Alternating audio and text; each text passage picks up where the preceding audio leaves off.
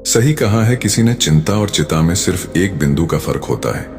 इस दुनिया में कुछ लोग बेवजह चिंता करते हैं, बिना किसी कारण ही अपने आप को और मन को परेशान करते रहते हैं। चिंता हमें बीमार करती है। आज की इस कहानी में हम सीखेंगे कि क्यों हमें बेवजह चिंता नहीं करनी चाहिए। एक गांव में एक किसान था जिसे एक बहुत ही बुरी आदत लग चुकी थी, और वह आदत थी बेवजह चिंता करने की। वो हर समय किसी ना किसी चीज की चिंता करता ही रहता। वो हर समय सोचता रहता कि कहीं मेरे साथ कुछ गलत ना हो जाए, जबकि उसकी जिंदगी में अभी तक सब कुछ ठीक ही चल रहा था। उसके पास एक बड़ा सा खेत था जिसमें अच्छी खासी फसल हो जाती थी। खेती करने के लिए 2 बैलगाड़ियां थीं, एक अच्छा घर था, एक पत्नी और 2 प्यारे बच्चे थे। लेकिन फिर भी वो किसी न किसी अनहोनी के बारे में सोचकर बेवजह चिंता करता रहता। कभी सोचता कि अगर मेरी फसल में कीड़े लग गई तो क्या होगा, अगर आवारा पशुओं ने फसल को बर्बाद कर दिया तो क्या होगा, अगर सूखा पड़ गया या अत्यधिक बारिश हो गई तो मेरी फसल खराब हो जाएगी।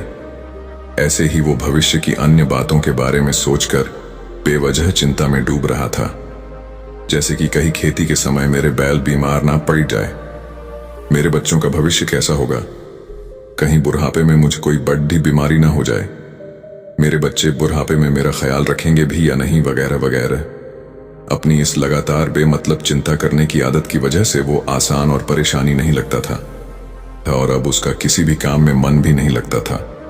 उसकी पत्नी ने भी इस बात को अनुभव किया कि उसे बिना मतलब चिंता करने की आदत पड़ चुकी है। उसने उसे कई बार समझाने की कोशिश भी की, तुम बेवजह चिंता करना छोड़ दो, लेकिन उसके समझाने का कोई मतलब नहीं रहा। उसे पता चला कि नगर में एक महात्मा आए हैं जिनके पास सारी समस्याओं का हल है। फिर एक दिन वो उसे लेकर एक बौद्ध भिक्षु के आश्रम में पहुंची। बौद्ध भिक्षु बहुत ही बुद्धिमान और ज्ञानी व्यक्ति थे। किसान और उसकी पत्नी अपनी सारी समस्या बौद्ध भिक्षुओं के समक्ष रख दी। किसान ने कहा, महात्मा, मैं हर समय किसी न किसी बात की चिंता करता रहता हूँ। मैं ज्यादातर उन बुरी चीजों के बारे में सोचकर चिंतित होता रहता हूँ जो अभी तक मेरे साथ हुई भी नहीं। किसान की समस्या को पूरे ध्यान से सुनने के बाद बौद्ध भिक्षु ने कहा, ठीक है, तुम दोनों कल सुबह आना और फिर मैं तुम्हें तुम्हारी समस्या का समाधान बता दूंगा। अगली सुबह जब किसान और उसकी पत्नी बौद्ध भिक्षु के आश्रम में पहुंचते हैं तो देखते हैं कि बौद्ध भिक्षु बहुत ही चिंतित अवस्था में जमीन पर पालथी मारकर बैठे हुए हैं और उनके सामने एक दूध से भरा गिलास रखा हुआ है। बौद्ध भिक्षु बार बार उस दूध के गिलास की तरफ देख रहे हैं और फिर कभी अपना हाथ अपने सिर पर रखते तो कभी जमीन पर। वो बहुत ही चिंतित और बेचैन दिखाई पड़ रहे थे। ये देखकर किसान ने पूछा, महात्मा, आप इतने परेशान क्यों लग रहे हैं? आपके समक्ष दूध रखा है, आप इसे पी क्यों नहीं लेते? महात्मा बोले, मुझे चिंता हो रही है कि कहीं इस दूध को बिल्ली ना पी जाए या फिर मैं कहीं जाऊं और तो क्या पता या दूध कहीं गिर जाए। मैं दूध को पीना तो चाहता हूं लेकिन मेरा भी मन नहीं है। मैं तो यही सोच रहा हूं कि अगर ये दूध खराब हो गया या कोई गंदी चीज इस पे पच गया तो फिर क्या होगा? इतना सुनकर किसान जोर जोर से हंसने लगा। किसान ने हंसते हुए कहा, इसमें इतनी चिंता करने वाली कौन सी बात है? ये दूध ही तो है। अगर इसे बिल्ली ने गिरा दिया या ये खराब हो गया या फिर किसी ने इसे पी लिया तो क्या हो गया? ये आपको दोबारा मिल जाएगा और वैसे भी आपका चिंता करना व्यर्थ है, क्योंकि ना तो अभी इसे बिल्ली ने गिराया है, ना ही खराब हुआ है और ना ही अभी इसे किसी ने पिया है, और हो सकता है कि भविष्य में ऐसा हो भी ना। किसान के मुंह से ये बातें सुनकर बौद्ध भिक्षु मुस्कुराए और बोले, मैं भी तो तुम्हें ही यही समझाने का प्रयास कर रहा हूं कि भविष्य की उन घटनाओं की चिंता करना व्यर्थ है जो अभी हमारे साथ हुई ही नहीं, और बहुत बड़ी संभावना है कि वो कभी होगी भी नहीं, और अगर हो भी गई तो जिस चीज को तुम एक बार हासिल कर सकते हो उसे तुम दोबारा भी हासिल कर सकते हो, और अगर नहीं कर पाए तो कोई बात नहीं, क्योंकि समस्याओं के आने के साथ ही उन समस्याओं का सामना करने की हिम्मत भी अपने आप ही आ जाती है। ये बातें सुनने के बाद किसान को लगा जैसे किसी ने उसके गाल पर एक थप्पड़ मारकर उसे नींद से जगा दिया हो। उसे महसूस हुआ कि वो भी तो यही गलती कर रहा है। वो भी तो भविष्य की उन घटनाओं के बारे में सोचकर चिंतित हो रहा है जो अभी तक घटी ही नहीं और शायद कभी घटेगी नहीं। वो और फिर बौद्ध भिक्षु के चरणों में गिर पड़ा और कहने लगा, इतनी आसान में मुझे मेरी गलती का एहसास करवाने के लिए आपका बहुत बहुत धन्यवाद और मैं आज से पूरा प्रयास करूंगा। मैं बेवजह चिंता करना बंद कर दूंगा। जापान में एक लोकप्रिय कहावत है, अगर तुम चल रहे हो तो सिर्फ चलो, अगर तुम खा रहे हो तो सिर्फ खाओ, लेकिन एक समय में सिर्फ एक ही काम करो, चिंता न करो।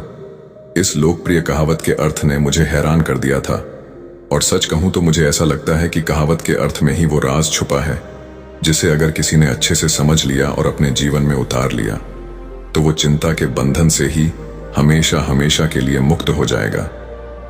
इस कहावत के अर्थ के बारे में हम आगे बात करेंगे, लेकिन उससे पहले देखते हैं कि हमारे दिमाग में इस तरह के विचार ज्यादा चल रहे होते हैं। पहला, क्या मैंने ये काम सही से किया? दूसरा, क्या मैं इसे और बेहतर कर सकता था? तीसरा, इसका परिणाम क्या होगा? और चौथा, लोग मेरे और मेरे काम के बारे में क्या सोच रहे होंगे? ये ऐसे कुछ विचार हैं जो हमारे दिमाग की सिस्टम में ज्यादातर समय चलते रहते हैं, लेकिन हमें पता नहीं चलता क्योंकि हमने इन विचारों के साथ जीना सीख लिया है और हमारा दिमाग काम भी ऐसे ही करता है कि अगर हमने इसे किसी काम को कई बार करवा लिया तो फिर ये उसे अपनी आदत बना लेता है और फिर हमारे चाहे बिना भी उस काम को करने का प्रयास करता है। शुरुआत में तो हम किसी भी काम को अपनी इच्छा से पूरे होशो हवास में करते हैं, लेकिन बाद में वो हमारी आदत बन जाता है और फिर हम बस बेहोशी की हालत में बिना सोचे समझे उस काम को करते चले जाते हैं। जब एक बच्चा छोटा होता है तब उसे पता नहीं होता कि चिंता क्या है, लेकिन जैसे ही वो बड़ा होता है माँ बाप कहना शुरू कर देते हैं, बेटे आपको होमवर्क करना है, आपको उसकी चिंता नहीं हो रही, आपके एग्जाम आने वाले हैं, आपको उसकी चिंता करनी चाहिए। और ऐसे ही न जाने कितनी सारी चीजों के लिए बच्चों के आसपास के लोग उसे चिंता करने के लिए कहते हैं और वो छोटा बच्चा इस बात को मान लेता है। ये अच्छा, किसी भी काम को करने के लिए हमें उसकी चिंता करनी पड़ती है और फिर वो भी किसी काम की घटना के बारे में बार बार सोचने लगता है। शुरुआत में तो वो ये काम जानबूझकर करता है, लेकिन धीरे धीरे उसका मन इसे अपनी आदत बना लेता है और फिर ना चाहते हुए भी उसका मन एक ही विचार के बारे में बार बार सोचता रहता है और फिर वो अपनी पूरी जिंदगी चिंता के इस जाल में फंस कर रह जाता है। लेकिन अब प्रश्न ये उठता है कि इसका समाधान क्या है? तो इसका समाधान है ऊपर बताई गई जिन कहावत का अर्थ यानी जागरूकता। हमें अपने विचारों के प्रति जागरूक होना पड़ेगा। हमें थोड़ी देर रुककर इस बात पर ध्यान देना होगा कि कहीं हम ना चाहते हुए भी एक ही घटना के बारे में तो बार बार नहीं सोच रहे हैं। हमें पूरी जागरूकता के साथ ये देखने का प्रयास करना होगा कि पूरे दिन हमारे अंदर इस तरह के विचार उठते रहते हैं। अब आप पूछ सकते हैं, केवल जागरूकता क्या करेगी?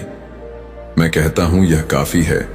ये मन को शांत करने के लिए पर्याप्त है, मन को अपने स्वभाव का एहसास कराने के लिए पर्याप्त है और जीवन में जागरूकता लाने का सबसे आसान तरीका है ध्यान करना।